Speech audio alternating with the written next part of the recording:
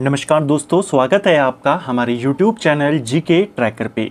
देखिए फ्रेंड, आज के वीडियो में हम बात करेंगे जो हमारी एक सीरीज़ है Uttarakhand GK book wise MCQ series, जिसमें आप सभी जानते हैं हम उत्तराखंड की इम्पोर्टेंट किताबों को MCQ के रूप में कवर कर रहे हैं। धामी जी की पुस्तक हमारी चल रही है और आज हम इस सीरीज़ की 67वीं क्लास यहाँ पे कवर करेंगे। वहीं से आगे कंटिन्यू करेंगे जहाँ पे हमने लास्ट वीडियो में छोड़ा था। तो इसीलिए अगर आपने हमारी पिछली क्लासेस को नहीं देखा है तो आप उनको प्लेलिस्ट में जाके देख सकते हैं।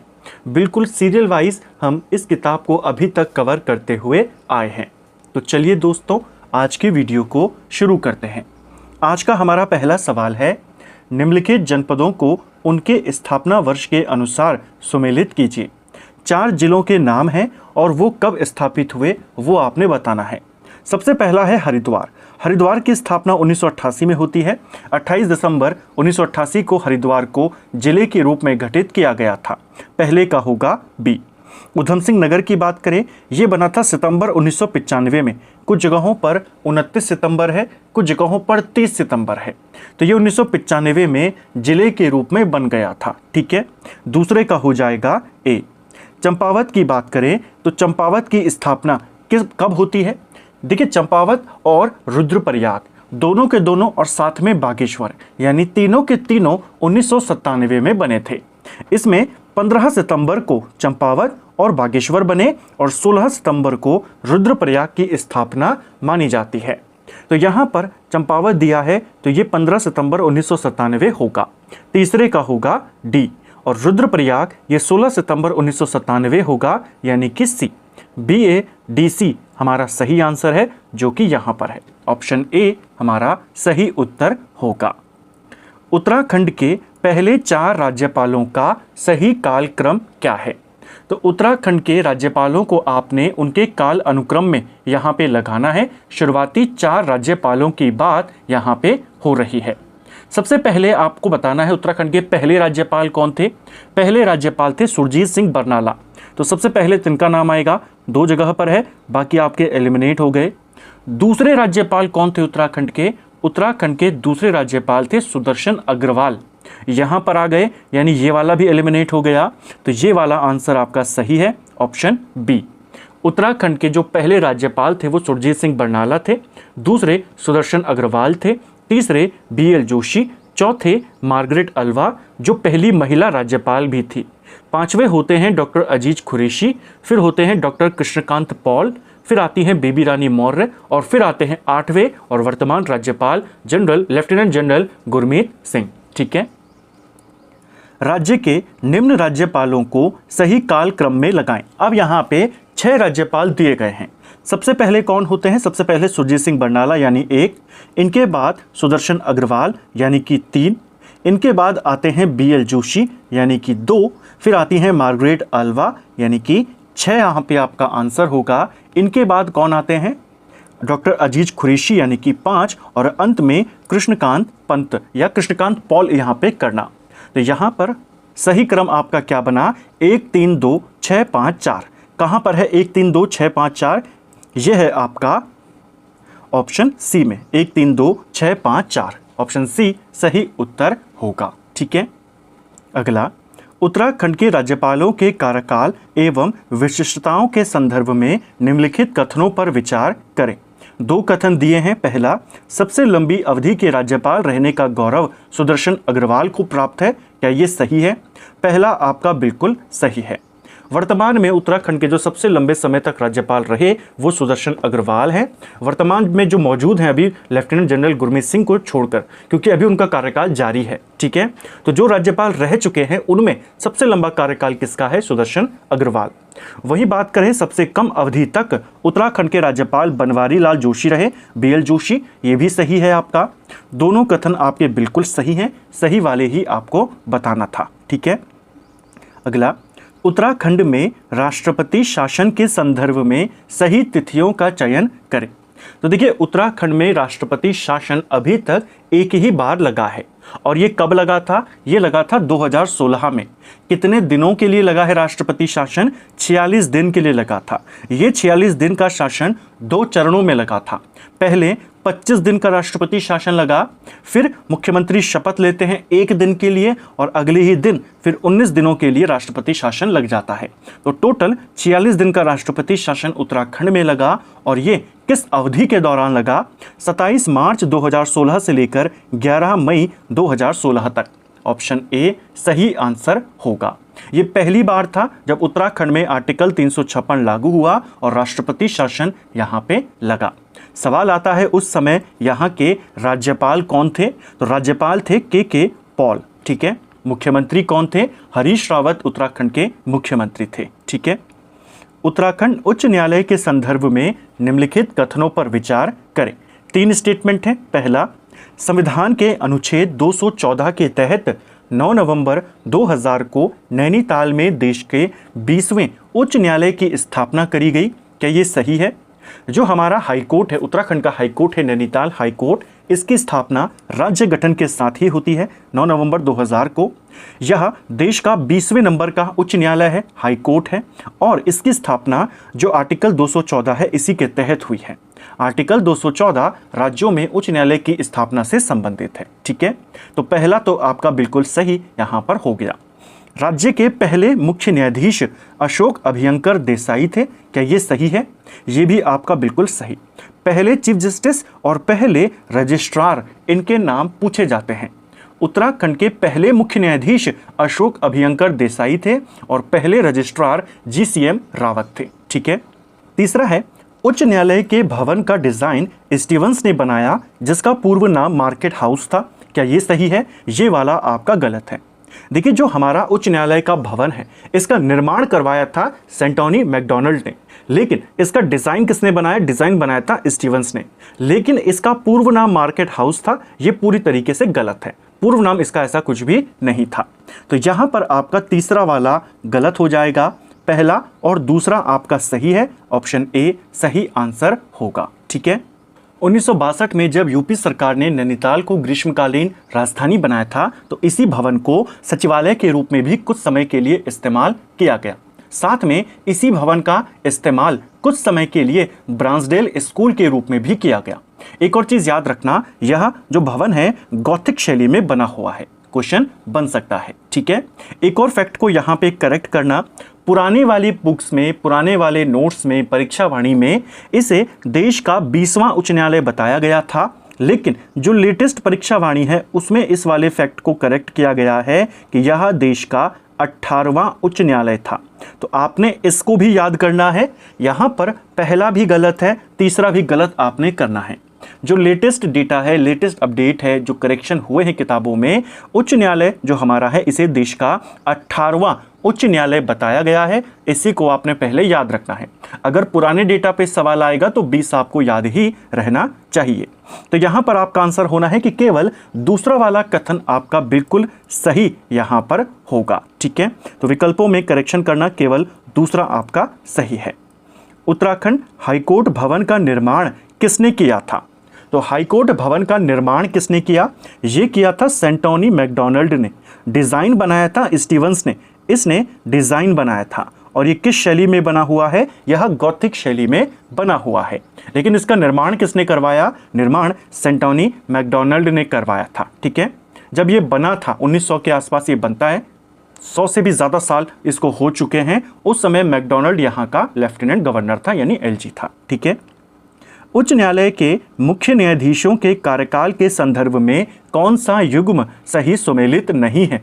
तो यहाँ पे उत्तराखंड के हाईकोर्ट के जो जजेस रहे हैं, खासकर मुख्य न्यायाधीश, उनको लेकर के कुछ तथ्य हैं। देखिए, सबसे कम अवधि वाले मुख्य न्यायाधीश, क्या ये सरोज होमी कपाड़िया थे? SH कपाड़िया। क्या ये उत्तराखंड के ऐसे चीफ जस्टिस हैं जो सबसे कम समय के लिए रहे? बिल्कुल सही है। अगस्त से लेकर दिसंबर 2003 तक रहे। कुछ ही दिनों के ये मुख्य न्यायाधीश थे उत्तराखंड के। बाद में जाकर ये भारत के मुख्य न्यायाधीश भी बनते हैं, तो इनको भी आपने याद रखना है। ठीक है। पहला सही है।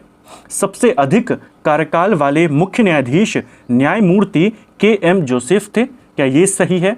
ये भी आपका सही है। KM जोसेफ का जो कार्यकाल था वो 2014 से लेकर 2018 तक था। बाद में ये भी सुप्रीम कोर्ट में जज बने थे, मुख्य न्यायाधीश नहीं, जज बने थे। ठीक है। सर्वोच्च न्यायालय के मुख्य न्यायाधीश न्यायमूर्ति सिरिएक ए जोसेफ ये बने थे। क्या ये सही है? ये वाला भी आपका गलत होगा। जो सिरिएक ए जोसेफ थे ये उत्तराखंड के चौथे यहाँ पे मुख्य न्यायाधीश थे।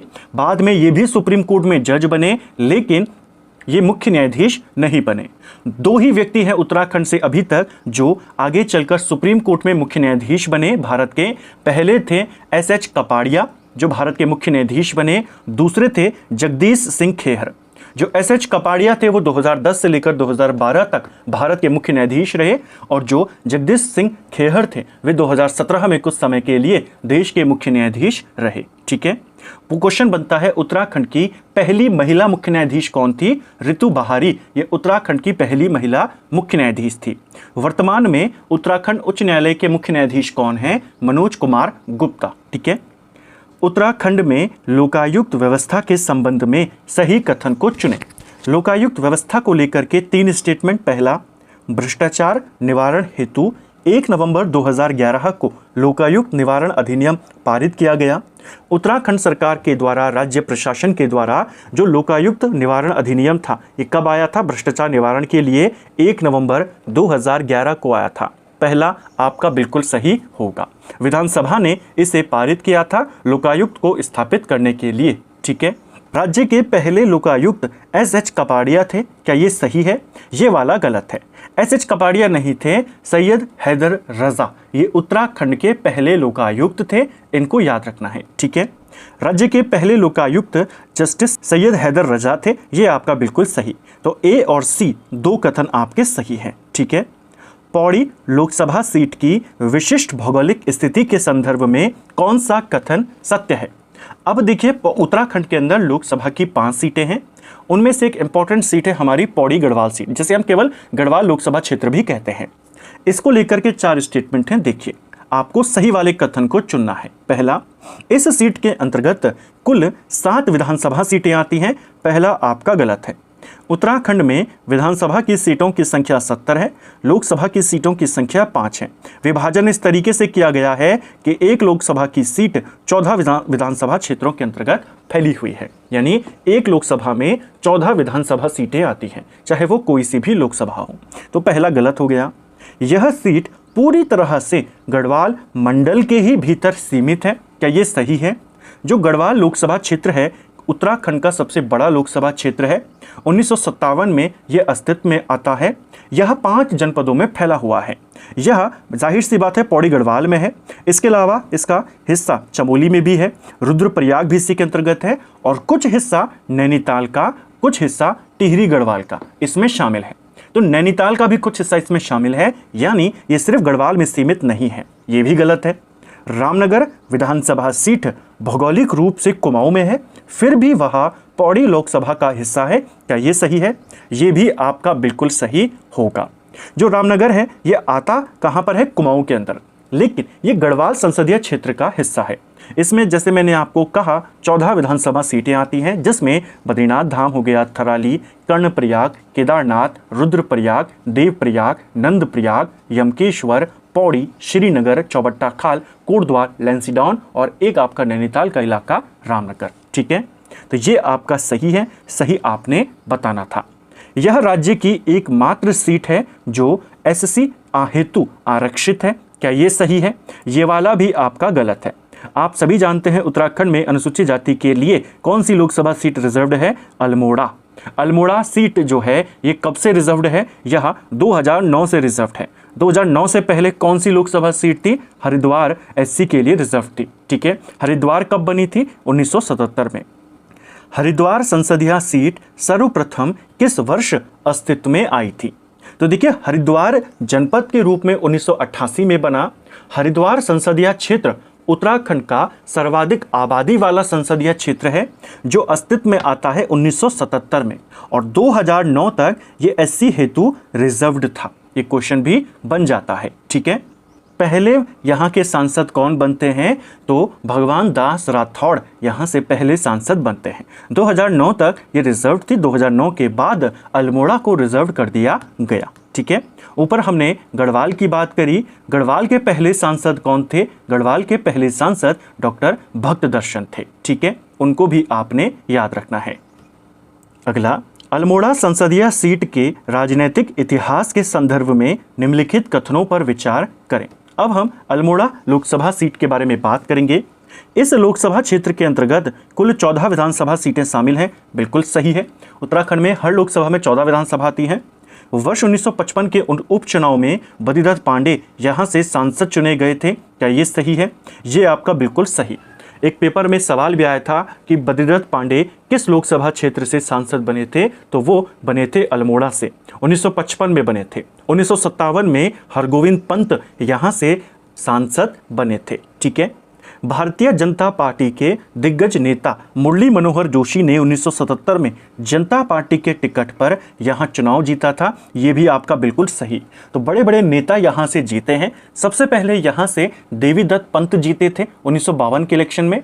फिर 1955 में उपचुनाव होते हैं और बद्रीदत्त पांडे जीतते हैं। 1957 के चुनाव में हरगोविंद पंत यहां से जीतते हैं।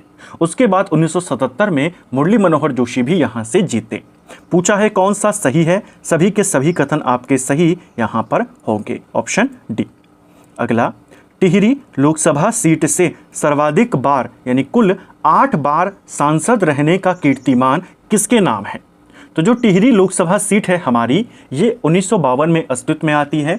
यहाँ की पहली सांसद कौन थे? कमलेंदुमती शाह यहाँ की पहली सांसद थी और उत्तराखंड की पहली महिला सांसद भी इन्हीं को माना जाता है, ठीक है। निर्दलीय उम्मीदवार के रूप में इन्होंने यहाँ से जीत दर्ज करी थी। लेकिन आपसे पूछा है सबसे ज्यादा बार, 8 बार यहाँ से सांसद बने थे कौन? ये बने थे मानवेंद्र शाह। ऑप्शन सी सही उत्तर होगा। मानवेंद्र शाह पहली बार यहाँ से 1957 में जीते। इसके बाद 1962 में जीते। 1967 में वो यहाँ पर जीते, लेकिन 1971 के चुनाव में उनको हार मिली। परिपूर्णानंद पेन्युली ने उनको यहाँ पे पराजित किया था, ठीक है। लेकिन इसके बाद ये 3 बार तो यहाँ पर हुए।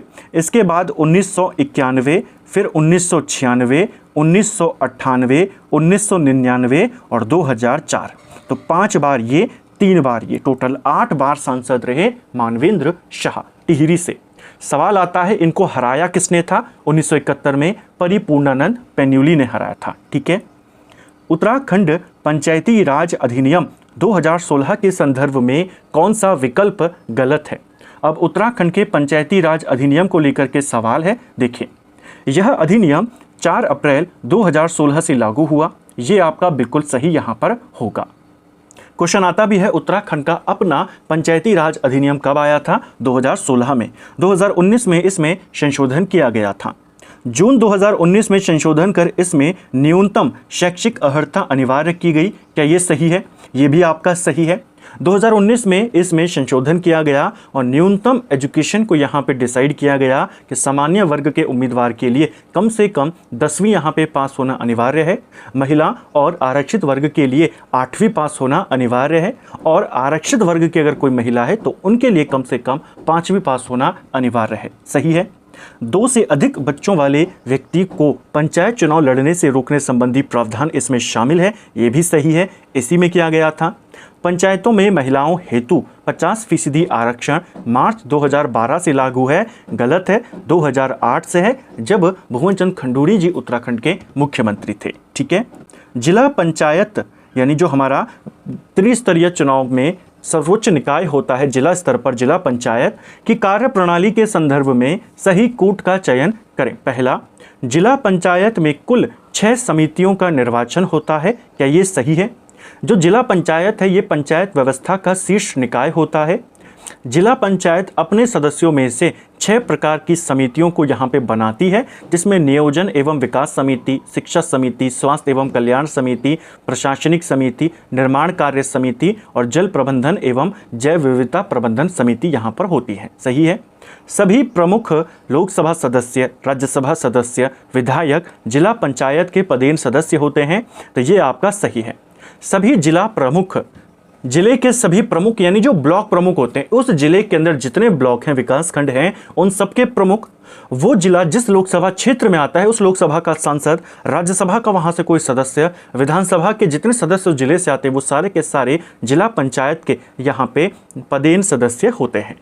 पदेन सदस्यों को जिला पंचायत की कार्यवाही में भाग लेने और अविश्वास प्रस्ताव के अतिरिक्त मत देने का अधिकार होता है। क्या ये सही है?